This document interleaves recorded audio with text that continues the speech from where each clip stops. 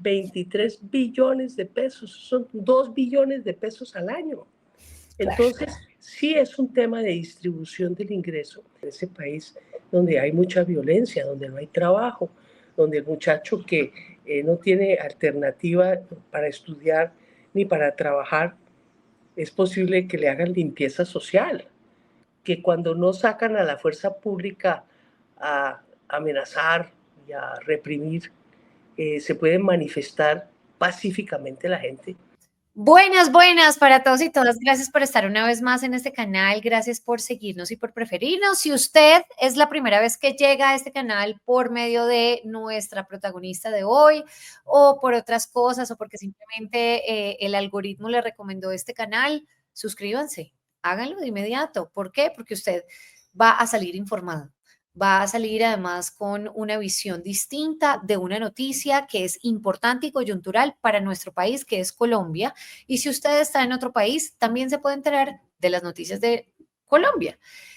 ¿Qué es lo que está pasando en nuestro país? Pues básicamente el presidente de la República, el señor Gustavo Petro, radicó ante el Senado de la República el texto con el que busca darle otra oportunidad a la reforma laboral que la Comisión Séptima del Senado hundió en días pasados.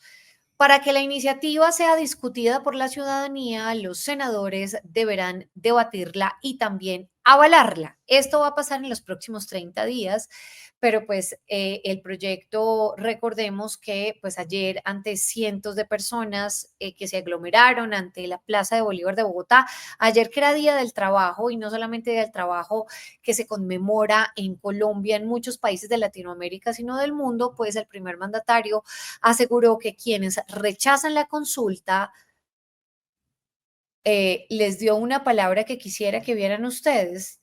Vamos a preguntarle a nuestra colaboradora de este canal porque quisiera que ustedes vieran este full del presidente Gustavo Petro. Vote no o no quiera estas reformas es porque es un HP esclavista.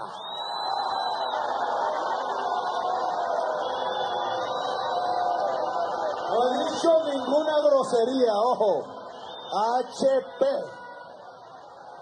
Honorable parlamentario, periodista o político. Honorable político. Pero es honorable persona esclavista. Porque cuando yo era niño y me leía los primeros libros allá en el colegio, hablaban de que en el siglo XIX los trabajadores del mundo... El que rechace la consulta es un HP. Según el presidente, no está diciendo ninguna grosería, puede decir honorable periodista que rechaza la consulta, honorable persona que rechaza la consulta, como ustedes lo quieran ver. Vamos a discutir, a debatir este tema con una persona quien, pues, además nos ha acompañado en distintos debates, en distintos análisis también de lo que pasa en Colombia, y es la senadora Clara López. Muchas gracias por estar acá. María Camila, muchas gracias por la invitación. Es un placer siempre estar aquí en el debate con usted. Senadora, pese a que el concepto de HP es utilizado como un insulto genéricamente, el jefe de Estado ha asegurado que no está haciendo referencia a ninguna expresión respetuosa. ¿Para ustedes es una grosería o no? Todo es materia de contexto, tú lo sabes perfectamente.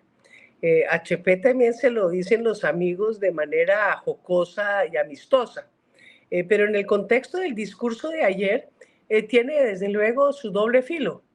El doble filo de que las personas que no han querido debatir en el Congreso de la República la reforma laboral, pues le han hecho un muy flaco servicio a la democracia, porque se trata en un Congreso es de deliberar, de discutir, y al haber archivado la reforma sin siquiera darle un saludo, una discusión, sí se elevaron los ánimos. Eso hay que aceptar que se exacerbó lo que la gente no le gusta decir, pero que existe. Es la lucha de clases. es ese antagonismo tradicional entre capital y trabajo que a mí sí que me tocó vivir como ministra de Trabajo. Es que la gente cree que es que eso es todo, concertación y simpatía, pero a mí me correspondieron unas actitudes en la Comisión de Concertación Laboral, María Camila, que yo creo que usted se sorprendería. Cuando presenté el grueso de estas reformas laborales para la discusión, para abrir la discusión en la Comisión de Concertación Laboral, que para eso es el representante de los gremios del capital me devolvió el paquete y lo botó sobre la mesa diciendo que esa no era la agenda de ellos. Claro, no es la agenda de ellos y han tenido mucho poder y han podido evitar que siquiera se discuta. Pero la realidad es que se ha exacerbado en Colombia esa lucha de clases, que es esa contradicción dialéctica de la que hablaba Hegel, de la que hablaba Marx, que no es un invento, es una realidad. Y como decía Warren Buffett, claro que hay lucha de clases. Lo que pasa es que la está librando es el capital y están ganando.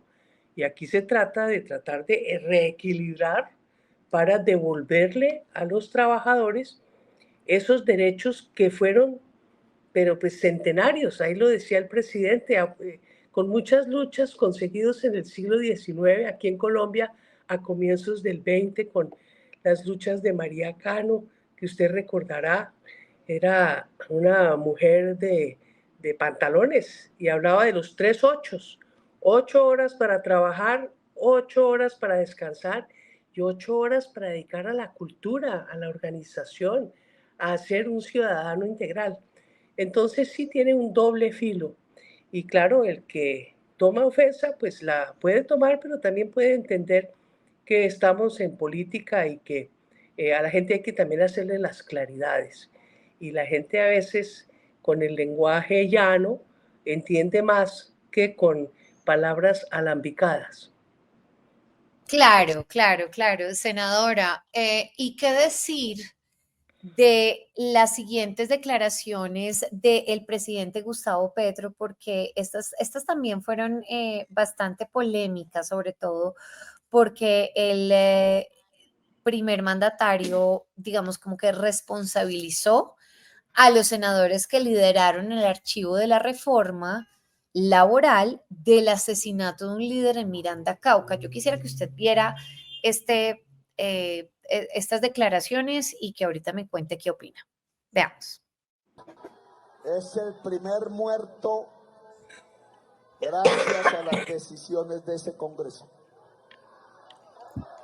Alberto lo matan por Pinto, por haber negado el tránsito de la ley de la reforma laboral. Y aunque no lo ordenó, señor Abrel, la sangre de Alberto hoy la ensucia a usted y a su familia. Sí, ahí está haciendo alusión al senador Miguel Ángel Pinto, el senador liberal. Pero además también hace alusión acabo de decir, a esa responsabilidad presuntamente pues de un asesinato de un líder en el Cauca dentro del Congreso de la República. ¿Cómo lo ve usted? Sí, y él después siguió y planteó que por algo similar habían matado a hachazos a Uribe Uribe en las escalinatas del Capitolio. Yo creo que esa línea sí es muy complicada, porque de la violencia verbal se pasa a la violencia física con una facilidad asombrosa en este país. Entonces, esa es una expresión del señor presidente que me parece pues es alegórica, no es un señalamiento penal, ni mucho menos, pero no la considero en mi criterio algo aceptable en esta discusión, que sí estamos muy divididos y muy polarizados, pero la responsabilidad pues no puede ser llevada a esos extremos. Lo que pasa es que, si usted me permite hacer un salto, Por es favor. que la resistencia al cambio en Colombia sí ha llevado y sí lleva a la violencia. Yo no le pondría nombre propio, es temas de cómo afronta uno los temas, pero sí, sí hay una responsabilidad muy grande de la violencia de este país en las clases dirigentes, que en vez de hacer las reformas, en vez de discutirlas, en vez de aceptarlas, cuando hay una explosión social como la que hubo en el 21 y después en el 23, más fácil le echan la culpa a alguna gente extranjera o dicen que el terrorismo, pero nunca miran hacia sí, nunca miran la distribución del ingreso tan concentrada y crecientemente concentrada en nuestro país, que sucede con el ingreso, con el capital, con las acciones, con la tierra, con toda posibilidad de ganar plata. Para nadie es un secreto que hoy en el contexto económico del modelo que nos rige, para ganar plata lo único que necesitas es tener plata. Entonces, el fenómeno de no permitir que un Congreso, porque sí, el líder de ese archivo fue el senador Pinto, Sí. pero él no lo hace a título personal, él lo hace en representación de una clase económica, de una clase social y de una clase política. Entonces, la responsabilidad no es personal, la responsabilidad en general es decir, mire, nosotros nos tenemos que poner de acuerdo, María Camila. Algo intuí de lo que dijo al final el señor presidente en su discurso sobre cómo superar los 100 años de soledad poniéndonos los contrarios de acuerdo en algunos básicos, mínimos, comunes denominadores, porque de otra manera este país no sale adelante. Y yo le quiero decir, cuando yo llevé al Congreso este tema de volver a la jornada diurna de 6 a 6 y no de 6 a 10 de la noche, acompañando a varios senadores. Estaba Alexander López, estaba un colega liberal Sí. de Antioquia. Hicimos un esfuerzo enorme, enorme. Y tanto que en la Cámara de Representantes, salvo 2 votos, se aprobó volver a las 6 de la tarde. Pero cuando llegó al Senado, en cabeza del expresidente Álvaro Uribe, hicieron hasta jugaditas. Lo devolvieron al ministerio que porque no tenía el concepto de la Comisión de Concertación Laboral. Y pues yo sí les respondí ahí mismo, lo presenté y votamos, y claro, votamos gobierno y trabajo, y favorablemente la patronal votó negativamente y lo devolvimos al Congreso, y finalmente se bajó una horita, la que menos importa, la que me han visitado varios empresarios importantes de este país para decirme que esa horita sí me la concedían. Claro. Pero que la otra no, porque los almacenes, los negocios cierran a las 9 de la noche y tal. Sí, claro. Y el cálculo que teníamos en el ministerio, para ser francos, es espeluznante. Entre el 2003 y el 2015, que fue el cálculo que se hizo con las encuestas de hogares, con los microdatos, pasaron de los bolsillos de los trabajadores a los bolsillos de los empleadores 23 billones de pesos. 23 billones de pesos, son 2 billones de pesos al año. Entonces, sí es un tema de distribución del ingreso. Buenas, paso por acá para darles una pausa y decirles que se suscriban rápidamente acá, clic, suscríbanse. Bye.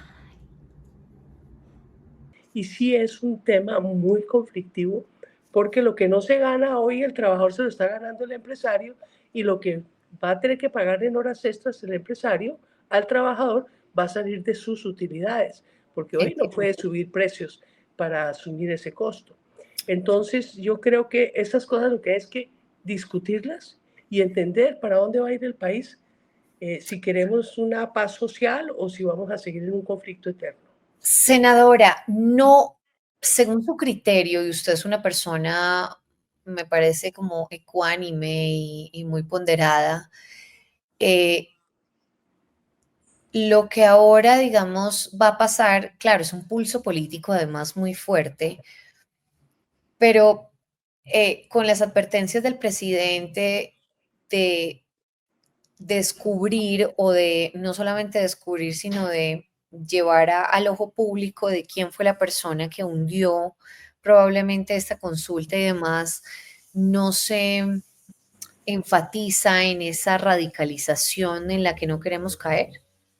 Sí, definitivamente, pero el no queremos caer me parece que hay que aclararlo. No queremos caer por el uso del lenguaje o por el cambio de la política. Porque muchas veces al señor presidente lo critican diciendo que es su estilo, pero con lo que no están de acuerdo es con el contenido. Y yo creo que sí, el estilo debe mejorarse, pero lo que tenemos que debatir es el fondo del contenido de las políticas. Porque chévere decir, no, es que eso está mal hecho y tal, pero también está mal hecho impedir regresar, porque es que aquí nadie está planteando nada nuevo. Esto es sencillamente regresar a una situación ex ante. Yo quiero volver al año 2002, cuando se aprobó esa reforma en el gobierno del presidente Uribe recién elegido. Aprobaron la ley 789 de ese año en medio de una crisis económica tremenda y la tesis era que así iban a generar empleo y le metieron el cuento y los dedos en la boca a todo el mundo. Entonces los trabajadores aceptaron bien, resultó que no generó empleo, pero se quedó así. Nunca se hizo el estudio que se había prometido serio para devolverle esa prestación a los trabajadores. Entonces, disculpe. Tranquila. Entonces, creo que son dos temas que se deben tratar simultáneamente. Sí, estoy de acuerdo que no es correcto señalar a una sola persona porque no es solo él. Yo le puedo dar la lista larga de quienes se sentaron con la misma actitud en la Comisión de Concertación Laboral, no a concertar, sino a impedir que siquiera se discutiera el tema. Sí, estos son muchos, no es solo él. Y lo otro es que este país sí resiste que sigamos en la carrera de la concentración de los ingresos y de la riqueza. La represión sirve un tiempo. Salir a acusar a los jóvenes de vándalos, meterlos a la cárcel. Pero la verdad es que eso fue una explosión social incontrolada de una gente que salía de una pandemia, pero al mismo tiempo desesperada, porque ni estudian ni trabajan. ¿Y sabe por qué duraron tanto esas protestas? ¿Por qué? Por las ollas colectivas populares que se organizaron. La Claro. gente no tenía que comer en la casa, pero ahí con la solidaridad de todo el mundo, pues entre todos almorzaban una comida caliente al día. Entonces, aquí hay unas condiciones que nosotros, los que vivimos en el sector formal, porque sigue habiendo dos países, como decía Montaña Cuellar, el país real y el país formal. Entonces, el país formal, donde todo está organizadito y todo, vivimos una vida muy distinta a la que se vive en ese país que no vemos, en ese país donde no alcanza para una comida diaria, en ese país donde hay mucha violencia, donde no hay trabajo, donde el muchacho que no tiene alternativa para estudiar ni para trabajar, es posible que le hagan limpieza social. Entonces estamos de verdad, hay que considerar esas condiciones en que vive un sector de la población y tomar medidas serias. Ojalá las pudiéramos tomar concertadas. Eso no ha sido posible y yo por eso quiero agarrarme del último pedacito del discurso en el que no hizo tanto énfasis el presidente, pero el énfasis lo tenemos que hacer nosotros, en el que dijo que él estaría dispuesto, él, Gustavo Petro, a firmar con el expresidente Álvaro Uribe Vélez un acuerdo que pusiera fin a estos 100 años de soledad, y todos entiendo como de exclusión, como de violencia, como de pobreza, etcétera. Yo creo que eso se puede hacer en Colombia. Yo creo que estamos demorados en sentarnos a tomar ese tipo de decisiones, no para la política del gobierno de hoy, sino para tener un derrotero de largo plazo como sociedad en la cual estemos todos de acuerdo. Correcto. Senadora, por último, quisiera preguntarle cómo usted ve el pulso no solamente político, sino además en la calle. Fíjese que yo tuve la oportunidad de conversar con el ministro del Interior, Armando Benedetti, en la W Radio el fin de semana pasado, perdón, ayer en el festivo, y me decía que era más, o sea, que veía más complicado el pulso en el Congreso que en la calle. ¿Coincide usted con esta afirmación?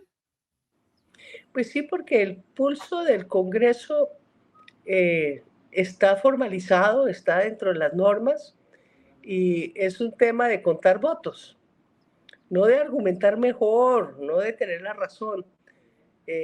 Ahí fluyen demasiados elementos. Sí, el que quiere hacer oposición sistemática, el que no está mirando el fondo del asunto, sino las próximas elecciones. En fin, en la calle, los que salieron muchas personas en Bogotá a mí, por ejemplo, me llamó el colega de Neiva, él estaba sorprendido, dijo, yo nunca había visto 25 cuadras de manifestación en Neiva, en ninguna época de mi vida, y recuérdese que todos los que hacemos política en esta etapa, pues llevamos muchos años en esta brega. Entonces yo ahí resaltaría dos cosas. Una, que el país se ha democratizado, que cuando no sacan a la fuerza pública a amenazar y a reprimir, se puede manifestar pacíficamente la gente, sin confrontación, y que eso es una buena lección que debería entender todo el mundo, porque es que la movilización es una forma de expresión democrática. Entonces el pulso de la calle, si salen a marchar los sectores de la derecha, con seguridad que van a ser unas manifestaciones grandes y muy pacíficas. O sea, ese pulso no es la confrontación, porque además aspiro a que no salgamos el mismo día al mismo sitio a darnos trompadas. Claro, no, pero igual cree que se consigan los votos que se deben conseguir. Sí, eso sí es fácil. Yo creo que es fácil. Yo viendo lo que salió a la calle, vi gente que se había quedado en casa hacía muchos años, había perdido la esperanza, había gente que había perdido el norte incluso, pensando aquí ya no se puede hacer nada. Ahí estaban marchando. Entonces yo creo que sí, yo creo que los 3.700.000 votos, claro que sí. ¿Cuántos votos salieron a las presidenciales? 22, 23 millones. A la del Congreso, como 20, ¿sí? Sí. Claro que la consulta por la corrupción, en contra de la corrupción, sacó solo 11 millones. Le faltó el centavo para el peso, pero no, yo creo que la gente va a marchar por sus derechos, porque vamos a marchar, en mi caso, por dos cosas.